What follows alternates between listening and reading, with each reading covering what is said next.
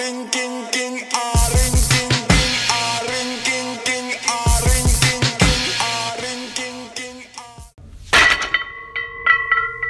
are very excited to announce our 2017 season for our training camps.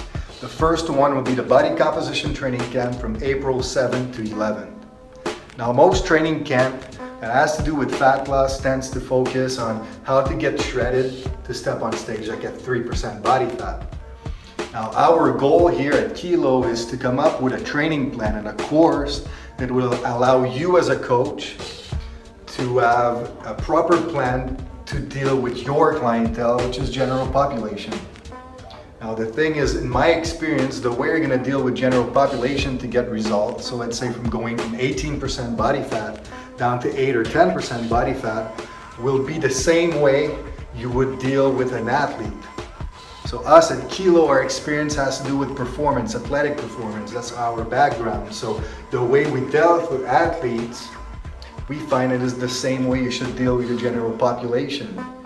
Why? Because when you're trying to get an athlete leaner for the season, you have to make sure that his nutrition is on point, so that his hormonal output is optimized, that his recovery is optimized, so that he has performance. So you can't afford to train an athlete during the off season to get him leaner by decreasing the caloric intake so low that he can't recover, he can't perform. Then you just messed up the entire season. You're affecting his metabolic rate, you just broke his entire environment, okay? So now, with that in mind, not that nutrition is not important, because it is, but we feel that the missing link is training. So training should take priority if you want to have long-term success with fat loss without disrupting the entire metabolic environment.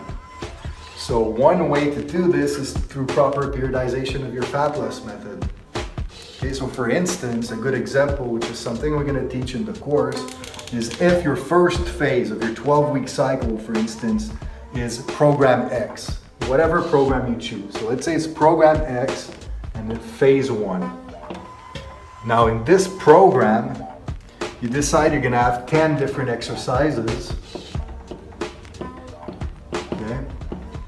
And each exercise, I don't know, it's like somewhat of a compound exercise, like bench press, chin up, whatever.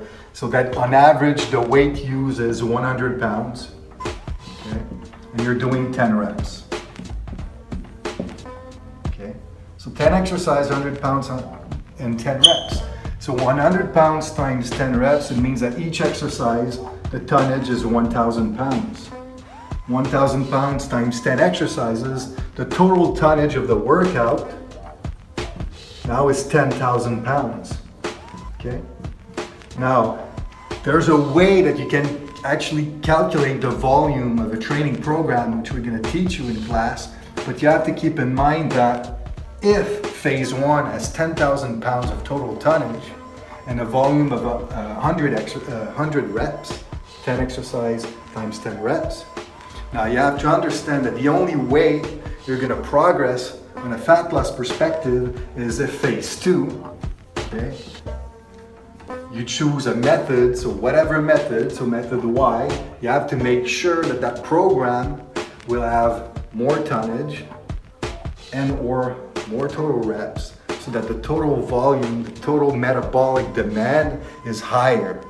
Now, it doesn't mean it needs to be linear, but you have to make sure that over time, the metabolic demand of your periodization goes up.